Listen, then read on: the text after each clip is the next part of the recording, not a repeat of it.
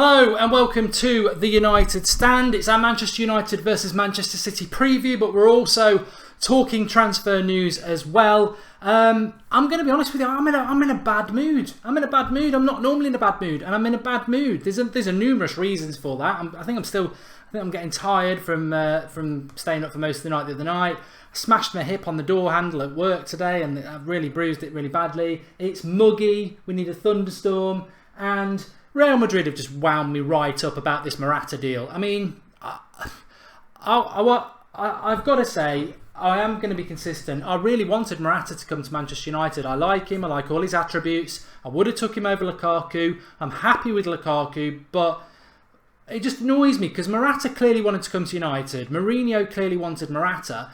A lot of United fans wanted Morata. Real Madrid wouldn't let us have him for 80 million, and now they've sold him to Chelsea for 60 million. And I just feel that I see some United fans going, oh yeah, well we mugged them off because we went and got Lukaku at the last minute. Well, have we mugged them off really when they've just gone and let Chelsea have him for 60 million? It's a pittance, and I just feel that this transfer window is turning into a bit of a farce. I'm going to try and stay positive, but I'm in a bad mood, so obviously I'm leaning the other way. But I just read something there that in Brazil they're saying that PSG are definitely going to get Neymar, and I just think, then the rumour is that United want Neymar, but the Glazers won't cough up 200 million to get him. And I think I'm just in a bad mood, but it's a culmination of things that Manchester United, the richest club in the world, and all that money is from the fans. So the bloody Glazers again are saying, no, we're not going to spend that because we've got profit lines. Up yours, Glazers. It's the fans who pay the money in. Pay the bloody money because we're fed up at the moment. And the Morata deal, not really. I'm happy with Lukaku. I'm not saying that. I'm annoyed. I have a problem with Real Madrid. If you've watched the United Stand for the last few years, I've had a few rants about Real Madrid. I hate Real Madrid. I can't stand them. I can't stand the fans. I can't stand the way they boo their greats like Ronaldo, or even their youth greats like Casillas and Raul. I can't stand the way they think they run things and they're the boss of everything. I just want Manchester United to stand up this transfer window and do something. And as I said on Twitter earlier, and I think people misconstrued it, we finished 6th in the league. Chelsea won the league. They're champions. We're 6th. We've got to close that gap. They've signed Morata, Bakayoko and Rudiger. We've signed Lindelof, probably going to be Matic, Lukaku. Well, the two strikers, Lukaku and Morata, you can have a good argument, but I don't think there's a clear winner. Rudiger and Lindelof, I actually think Lindelof's better than Rudiger, but again, you could have an argument that they're around the same. Bakayoko and Matic, well, I'd take Bakayoko because he's slightly quicker, but my point is, we've just replicated what Chelsea have done. What we should be doing to close the gap is doing better things than what the champions are doing. We've got a big gap to close. 6th place. And I know people saying, but no, if we'd put our chances away last season, we'd have been second. Yeah, we'd have been second. We still would have needed to close this gap. United need to go and make the signings that are going to improve the squad and push us up to champions. We're a long way off it. And signing the same sort of players as Chelsea is not good enough. And we might end up with worse players than Chelsea. I mean, Perisic and Matic and our transfer summer could be over. I'm just concerned. I am concerned about it. And, everyone's saying, oh, the transfer window doesn't shut till the end of August. Look, if you're signing somebody in August, you may as well take the L. It's last minute signing. And there's something just seems to be going really, really wrong with United at the moment and the transfer policy. But yeah, I am in a bad mood. I accept that. And Real Madrid just get right in. I was going to say they don't get there, but they do really, really get on my nerves. Anyway, we'll come back to transfer news in a minute. It's Jag's birthday, so happy birthday to him. The thing I want to start off with as we talk about the game on Friday, Manchester City against Manchester United, first Manchester derby on foreign soil, and how we're going to approach this game. Well, Mourinho has said that he'd probably play 60-30 and then replicate that against Real Madrid on Sunday night. So some players will play 60 minutes on Friday, then they'll get 30 on the Real Madrid, and then the other way around, 30 for the others, 60 against Real Madrid. So I just want to talk about formations a bit, and that suddenly looks very compact, doesn't it? Because I've moved away from the 4-3-3 boring formation that we used for most of last season and we used on Tuesday night. This is how I would set up if we're going to play Man City for the first hour on Friday, because I don't want to see really two teams that are sort of strong and weak. which is what we've done for the last couple of games where we've sort of had a mixed team. Let's play a strongish team for the first hour, because we want to start building the players together, and that's the team I'd go with. So I have De Gea in goal, obviously. Lindelof, Blind and Bailly as the back three. Valencia and Mitchell as the sort of wide full backs but get forward. Now, why would I play Mitchell, the young lad, as a left back? Basically because he's quick. He's having the sort of summer tour so far in the 2 cameos that he's had that reminds me of Pereira 2 years ago. And he's got that energy, he's got that fight in his eye, and he may not end up being a Manchester United player, but I would play him there because he'll give us some energy down the left that Darmian's just not going to give us, and Lingard's not that sort of player. So yeah, Valencia and Mitchell for me. I'd go with Herrera as a slightly further back, sort of with Pereira alongside him. Pogba further ahead, then Lukaku and Martial up front, with Martial playing off Lukaku but a front two. So effectively it's a 3-5-2 or a 5-3-2 when we haven't got the ball. And this is the formation that will work better for United, because you'll get Pereira coming further forward and Herrera, they can swap it around. You've got Pogba playing more advanced, you've got Martial advanced but behind Lukaku, and Lukaku holding that line. And what we'll have, as opposed to what we had on Tuesday and what we had towards the end of the season with the 4-3-3, is numbers in the final third and options with Valencia and Mitchell having the opportunity to actually bomb forward. In the 4-3-3, the fullbacks can't get forward. You've got a static midfield and an isolated centre forward. So I would go with this. Whether he'll do it or not, I don't know, but I'd like to see that 11 given a chance. I appreciate there's no Rashford there. I appreciate there's no Mkhitaryan, no Mata, but that's how I would go with it. And you know, some people might go differently. The reality is, I don't want to go there. I don't want to go. We're already live. The reality is, it is Manchester United against Manchester City. It's not an MLS team. So when we play on Friday, as Daily Blind says, it's not really a friendly when you play in Manchester City. Of course it will be. Fitness levels won't be what they are when we play them in the Premier League in a few months' time. And people won't really want to get injured. It'll be slightly an exhibition.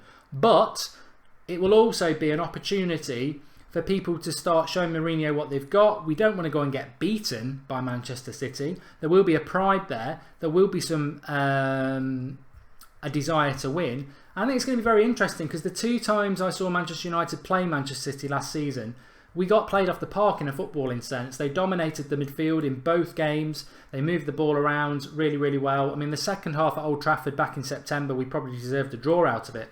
But technically, Guardiola did school Mourinho. They didn't put their chances away, and we defended very, very well. But we don't want a repeat of that. And I think the only way we cannot have a repeat of that is if we actually give ourselves options and don't isolate our forwards, which is what we did on Tuesday night, in the early hours of Tuesday morning. And it's what we did at the Etihad in April, where we just play this 4-3-3 formation, which effectively becomes a back 7 with an isolated forward and 2 wingers who just don't get the ball. We've got I believe 3-5-2 or whatever you want to call it. The formation we played last Saturday against LA Galaxy is the one to sample. It's the way forward for Manchester United, and it will lead to a more dynamic, expansive team. But it's also very defensive with 3 centre backs and 2 full backs pulling back when it needs to be. What is the importance with the game? I mean, at the end of the day, I think the next 3 games are interesting, because there will be a lot of substitutions, but we know the players are. So if Man City end up with a load of their reserves playing, we'll know, well, you know, we'll know the quality of them. If we're playing against good players like, you know, Silva and some of their other players like De Bruyne, then, you know, we know the quality's there. And again, with Real Madrid, we know the same. So I think it'll be treated as an exhibition, but it's a proper test for us. And we were awful against Real Salt Lake, and they were real farmer footballers. I think in the second half they were reserves for Real Salt Lake. So we need to take it seriously. I don't know, my hip is really hurting if people's joined us late, so I am moody, but I just feel disillusioned. I feel a bit disillusioned. I don't know how you lot feel. I'm never normally like this, but I'm being honest with you. I do feel disillusioned, and people can say nothing to worry about, or stop being moody, stop being negative, stop being petulant, whatever. And you know, maybe I am being a little bit like that because I'm in a lot of pain. But I'm also I was speaking to Drawty about this the other day. I'm becoming a bit disillusioned with football, not Manchester United. I love watching football. I love Manchester United. I love going down and watching my little girl play football, and she's only 7, and the passion and it's great. I love football. What I don't like is the surrounding of football, the greed, the corporaticity, if that's a word, the manipulation, the mugging off of fans. I hate it, and I just feel that the Premier League as a whole is being punished because of its own greed, really. I think everybody in the Premier League, if you want to sign somebody from Europe now, you've got to pay silly money for it. And that represents a lot of problems, because if you're Manchester United or you're Chelsea or you're Manchester City and you want to buy somebody in the Premier League, we already know there's a Premier League premium. I mean, look at City. Let's be fair to City. 50 million for Kyle Walker, 50 million for John Stones, 50 million for Raheem Sterling over the last 3 years. They've spent 50 million on players who, they do get in the England team, but England are crap. I mean, 150 million pounds on those 3 players.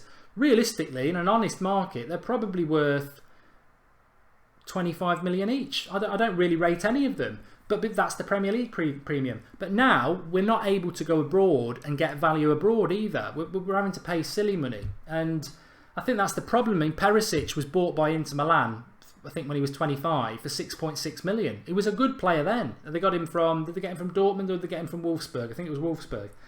But now, 3 years later, as a 28-year-old, he's 50 million. And that's ridiculous. It is ridiculous. He's worth 30. He's probably worth the same that Liverpool paid for Salah. And we are in that position where... And also, not only that, let's be fair to Woodward, if it's true, we're willing to pay £44 million for Inter, and they decide they want Martial on loan as well. I mean, up yours. Up yours. I mean, and this is the problem I think United are facing.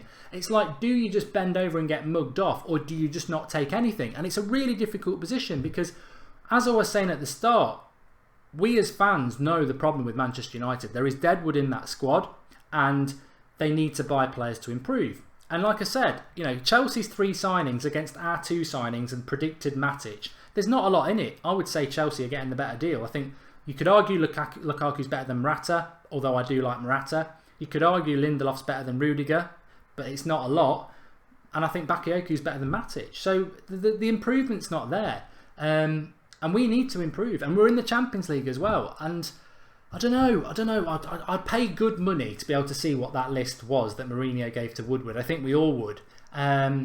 Because maybe these are the players. Maybe Mourinho said, I want Perisic, Matic, Lindelof and Morata. That's the 4 he wants. And if I was Ed Woodward, I would have said, oh, come on, Josie, I can do better than that. How's about this? I can do you Mbappe, Fabinho, Ousmane Dembele and Varane. How about that? No, I want run-of-the-mill players. I want Matic, I want Perisic. And then that's on Jose, isn't it? Or was it the other way? Did Jose say, I want Mbappe, I want Dembele, I want Varane and I want Fabinho or Nainggolan. That's what I want. And Woodward goes, I've screwed it up. You'll have to have Matic and Perisic and Lukaku and Lindelof. I don't know, but I'm not excited by what Manchester United's business this summer's been. And that doesn't mean we won't be successful, because it's not about the players. But I still think Pogba's going to have games next year where he disappears a bit, because I just think that's what he's like. I think he's a really good player, but I don't think he should be the superstar of the team. At the end of the day, he's a midfielder. I think we need a superstar in the team who's a bit like Rooney in his prime, a bit like Ronaldo. Someone like a Dybala or a Bale or someone like that would be ideal. Or a Neymar. And you know what? If Neymar goes to PSG for 200 million and they're going to pay him 650 grand a week, of course it's ridiculous. Of course it's ridiculous.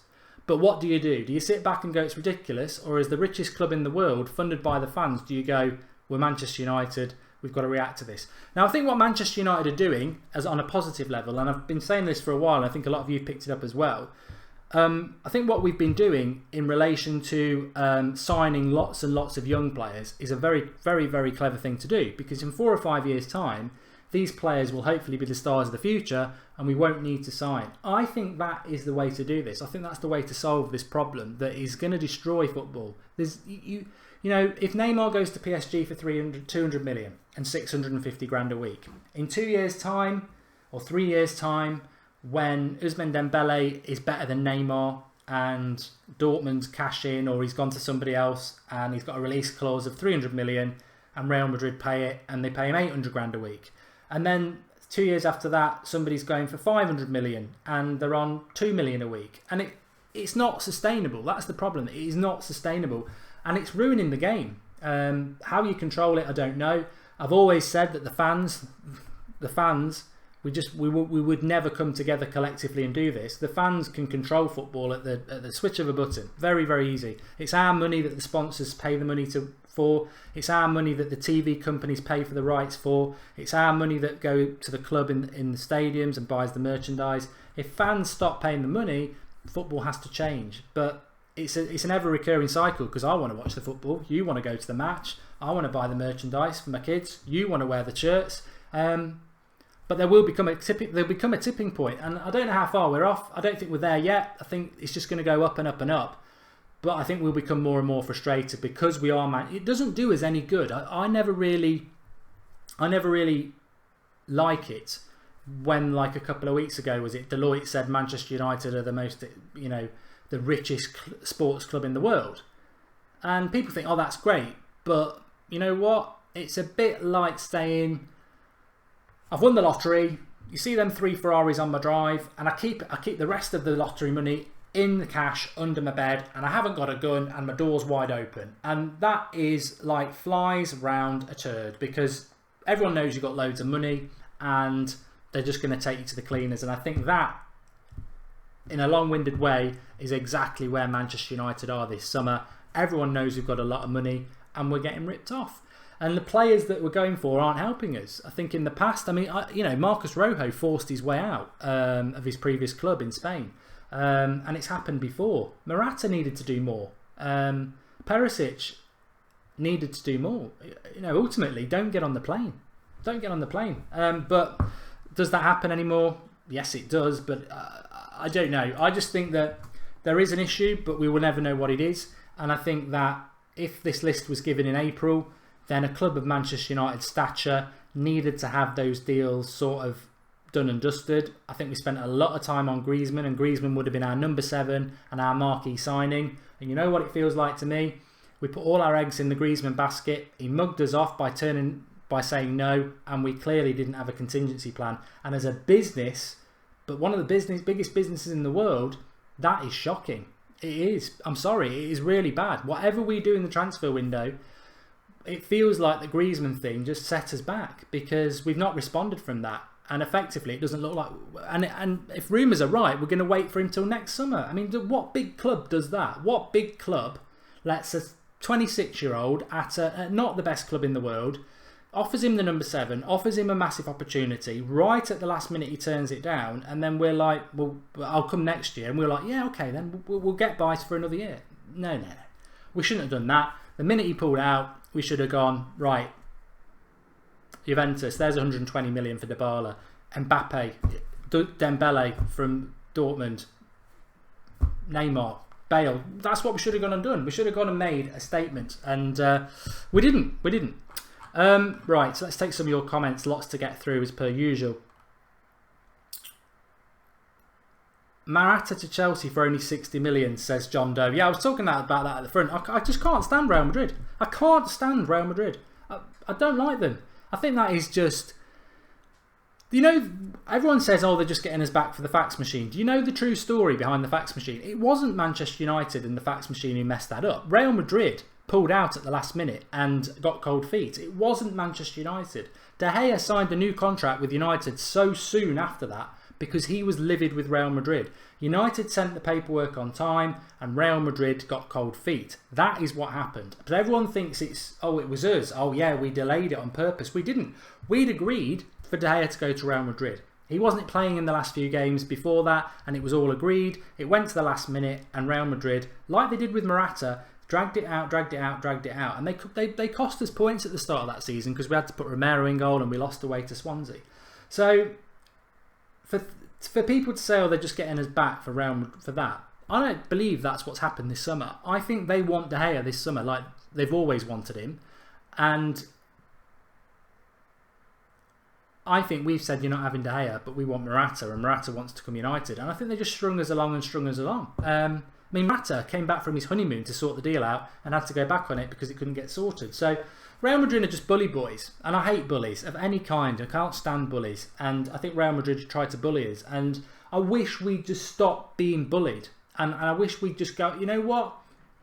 I think Real Madrid have sort of done an up yours to us. Yeah, we walked away and we got Lukaku, but he wasn't the first choice that Mourinho wanted, and Lukaku will do very well, and he'll bring different attributes, but Mourinho wanted Morata, and Mourinho will be angry tonight, because he'll be like, well, you know, we spent a lot of time trying to get the striker I wanted, we weren't willing to pay £80 million for him, and now, and don't be lost on this, don't be lost on the little intricacies of this, it's basically an attack, not just on Manchester United, it's sticking the knife in on Mourinho, because now they were demanding £80 million from us. They've sold him for 25% less than that. They've sold him for £60 million to Chelsea, the club that sacked Mourinho. So it's a double-edged sword. One, they've sold the player that Mourinho wanted to a rival, and two, they've done it to the rival who treated Mourinho like crap, the club that, you know, Mourinho really has an issue with. So I don't like Real Madrid. You know what would compound this summer? I wouldn't sell Madrid a packet of crisps for the next 10 years. I don't want to buy any of their players either. I don't want any Madrid players at Manchester United. I'd rather do it the right way than deal with them. But if De Gea goes there this summer, I'll be furious with the club. And I love David De Gea. And I know he probably wants to go back to Madrid. But United need to make a stance now. And I don't care what De Gea does. I don't care if he decides, oh, I really want to go and I'm not going to play. Go and train with the kids for 2 or 3 years. I would not sell him to Real Madrid in a million years now. I really wouldn't. I don't know what you lot think, but I would not sell him to Real Madrid after the way they've mugged us off. No. We've got to, you know, there's not many morals left in football, but Manchester United is a club, a great club with great traditions and great fans. Real Madrid is a great club with horrible owners, with a twat of a president and vile fans. And that will always be the difference that Real Madrid fans don't get. Oh, look, how many Champions Leagues have you won recently? Oh, look at the players. We got Ronaldo. We got Beckham. We'll get De Gea. You know what? It doesn't matter what you have. It doesn't matter how much money you've got. It doesn't matter how many trophies you've got. Ultimately, you'll still be a shower of, you know what, fans with vile morals. Disgusting. You're a disgusting club, and you can shout back all you like about, oh, you're just bitter, this, that and the other. I'm not bitter. The facts are, at the Bernabeu, the local support, the fans who go every week, the season ticket holders, the core fans of Real Madrid, boo Casillas, boo Ronaldo, boo Raul. That's how great your club is. You know, there was outrage when a minority at Old Trafford booed Fellaini, who more than anybody has got on most Manchester United fans' nerves. You know, rightly so. Those few people who booed him, they got, you know, a lot of stick from United fans. But you boo your bloody legends, you idiots. Anyway, enough about them. Right, let's have a look at what's going on. In transfer news, I'm sort of going to do this. I thought I'd do this a little bit like off the cuff. So we've done Manchester United versus Manchester City. Just while I'm having a look, just so you don't have to look at my face, if you missed it. This is how I would line up at the weekend. I would really be looking to go, in the early hours of Friday morning, I'd really get rid of that boring 4-3-3 formation. And I'd go 3-5-2 and try and just express ourselves in the midfield, because it's getting a bit of a joke. A little bit of positive news is that I'm just having a little thought, something. You know what? I'll read through some of this, because we'll go through. I never normally do this, so it's a little bit of a treat. I'm just going through the latest Manchester United news, and we can sort of give our opinion on it. So we've got Ashley Young linked to Stoke City. I'll drive him there myself. We've got Anthony Martial's made a decision on his Manchester United future. Well, Inter Milan want him, AC Milan want him, but Martial wants to stay at United, which is great news, and we all want him to stay, so that's good. Bayern Munich tell Manchester United how much it would cost to sign Renato Sanchez. I'd love Renato Sanchez at United. I know he's not the player he was a year ago, but Mourinho, if he feels he can get him back on form, I think Mourinho would go in for him. But apparently £40 million for him. I don't know how that works when they paid £30 million for him last year and he's been rubbish. But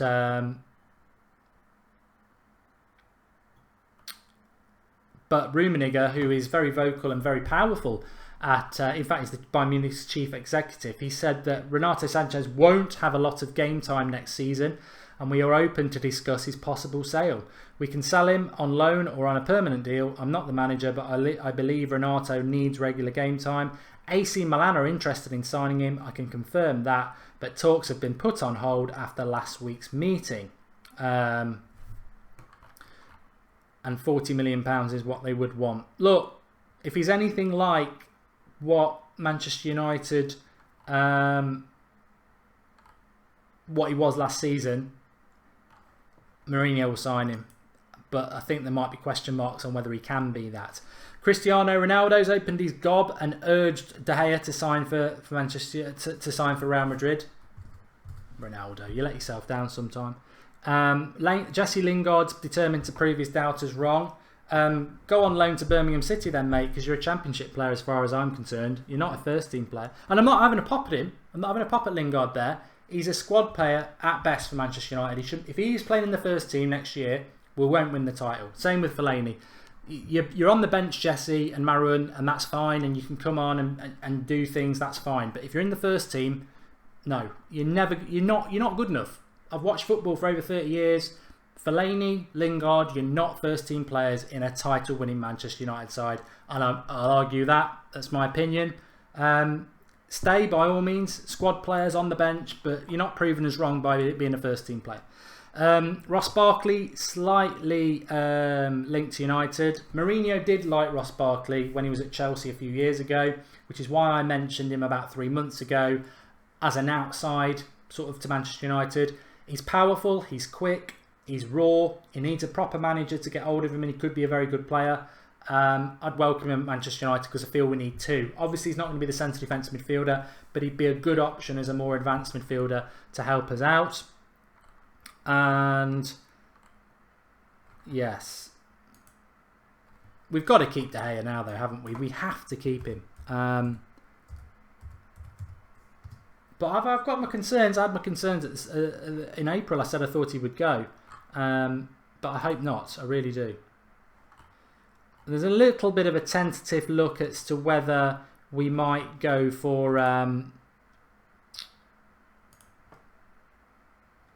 don't know what that's all about.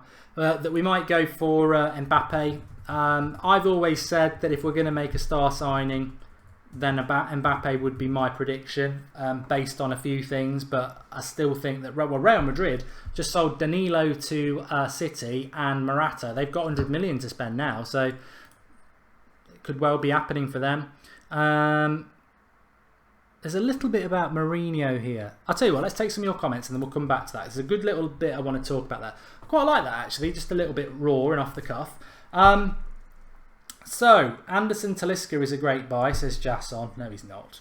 We'll probably buy him. I've had my bit a few weeks ago about him. He's bang average, but you know, if people think a player who failed in the Portuguese league and is now playing in the Turkish league is good enough for Manchester United, then God help us. Verratti hasn't changed his agent to Raiola. That was a rumour, just like as it was going around a few weeks ago about Dembele, Ousmane Dembele changing his agent to Mini Raiola. That didn't happen either.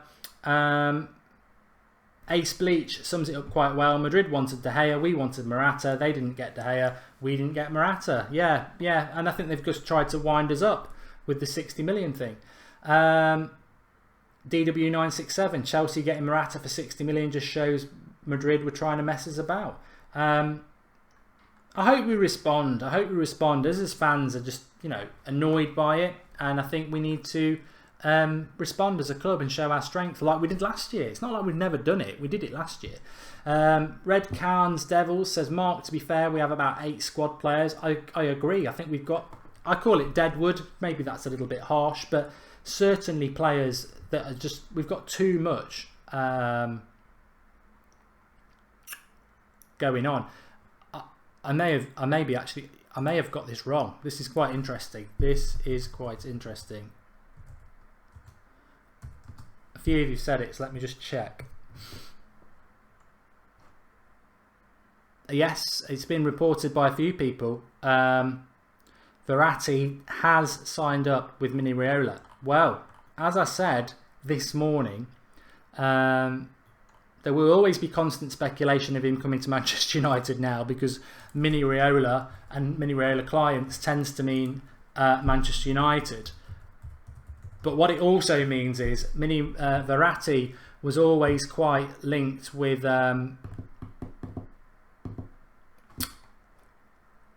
Barcelona. And Raiola hates Barcelona because of how they treated Zlatan, who is not just his client, he's his friend. So that sort of might help. That might help if you want Verratti at Manchester United. Verratti, sorry. He's a good player, but the problem with Verratti is, and even I think it's a problem, and I can't see how it wouldn't be a massive problem for Mourinho and his giant fetish. Verratti is 5'5". That is small. 5'5" is small, and I would be concerned about a small player like that in the Premier League playing as a midfielder. I think it's an unsurmountable issue for Mourinho. I can't see how, when we've seen what he's done all his career, and especially last year with Manchester United, he seems obsessed with having that height and physicality to bully teams.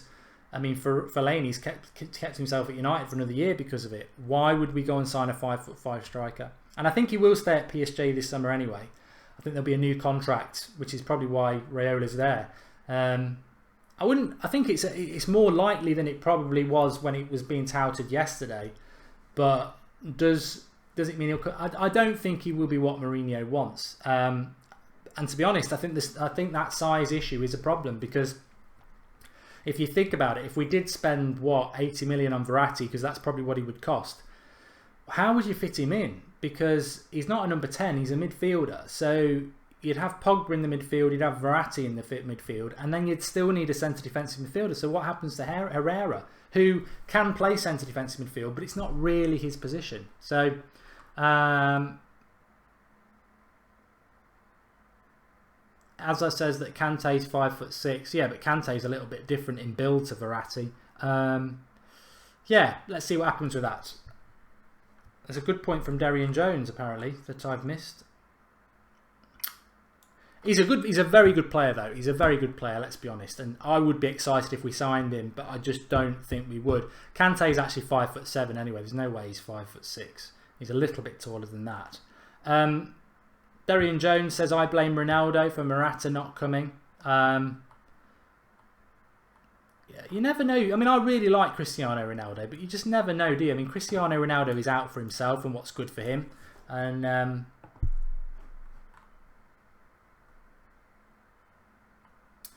Edgar Gonzalez says that Verratti is a centre defensive midfielder. I don't think he would. No, I'm not having that.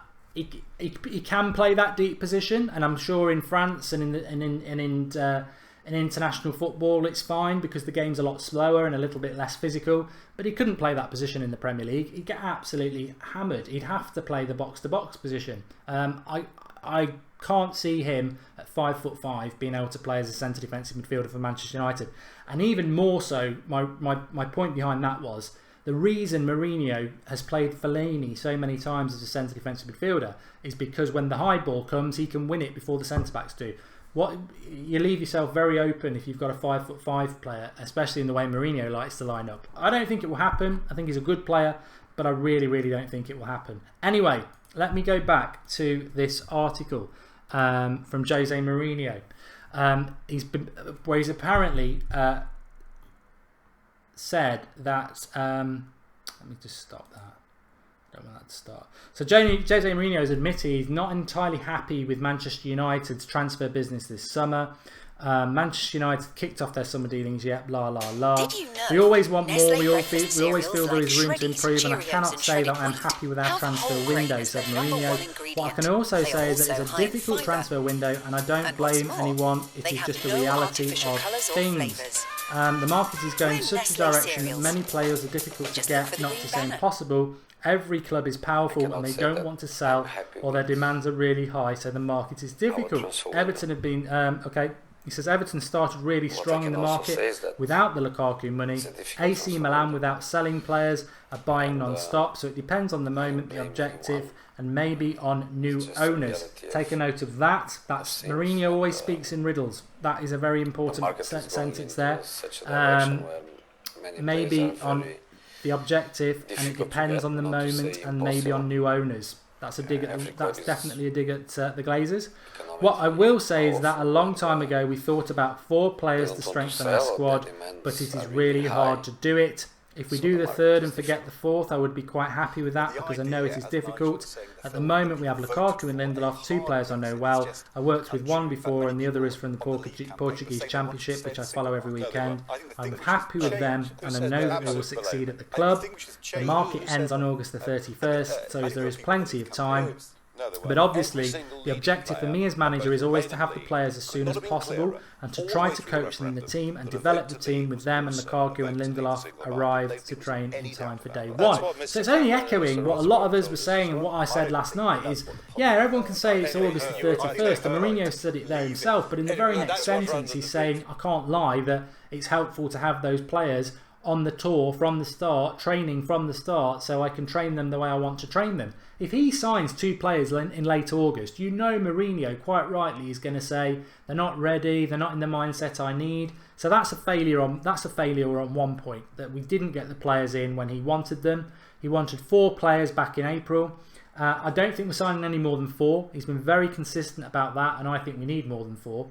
And he's also saying that I don't blame anybody, but then he's saying AC Milan with new owners, that makes a difference. So look, Mourinho will speak in riddles, but he'll also, the content will be in there to protect himself. And the 3 key things that he's protecting himself there are: 1, that he's not had the players on time; 2, that that he wanted the players and they've not been able to be obtained; and 3, that the list was given in April, and that is covering Mourinho's back. We all know that it's not mystery, it's fact. And the fact that he's also talking that if I can get the 3rd one, I'll be happy. We also know, again, another clever ploy by Mourinho, that he wanted 4 and he only gets 3. And also him saying it's very difficult and I don't blame anyone, but then talking about new owners. He knows as well as we do. He knows United fans are clever, and he knows that we will go, how can it be difficult? How can it be difficult when AC Milan are going around spending money like it's going out of business? When Everton have bought 4 or 5 players? How can it be difficult? He offers up a thin excuse for us to smash it down, but he leaves the firm facts in there so that we know it's not Mourinho's fault. And we go, yeah, Jose, we agree with you, which we do. It's not your fault. But your excuse about, oh, it's difficult and you don't blame anyone. Of course we can blame someone. 2 weeks ago, we were announced to be the richest club in sports club in the world. If you knock on the door of a player that you want and you pay them enough money, they will come to Manchester United. There is an element of truth in the fact that we're dealing with the wrong sort of clubs. He obviously wanted Perisic. Inter Milan have got new offers, new owners. They don't want to sell. They don't need to sell. As I said last night, value goes out the window when you're dealing with somebody who doesn't need to sell. It's the same problem we had with Morata. Maybe that is part Mourinho's fault, because maybe the targets weren't the best targets to go for. Again, it goes back to what we were talking about with Griezmann. All the eggs in one basket for Griezmann. Everything's walking towards Griezmann. What a summer it would have been if we'd got Griezmann. We would have been ecstatic if we got Griezmann. Right at the last minute, he pulls out and our summer falls apart. Where was the contingency plan with it? Why did we not consider, as the biggest business in sport, that, well, he could have broken his knee. He could have twisted his knee two days before on French duty, knackered his knee up, and he's out for a year. You know, anything can happen, and it appears to me we didn't have a contingency plan at all with Griezmann. So that's one thing. Inter Milan and Perisic. Clearly been after him for a long time. Perisic clearly wants to come to Manchester United. Why did we not predict when Inter Milan got new owners that they wouldn't want to sell and they'd want ridiculous money for him? Why have we not foreseen that? Morata. What made us think that Morata was a good deal other than he's exactly the player that Mourinho wants? But why did they think we were ever going to be able to sign Morata and not have them bend us over for too much money and want De Gea out of it? It was very predictable that trying to deal with Real Madrid, I think we said it in April, trying to deal with Real Madrid this summer was not a clever idea because they'll want De Gea out of it. So I think things could have been avoided.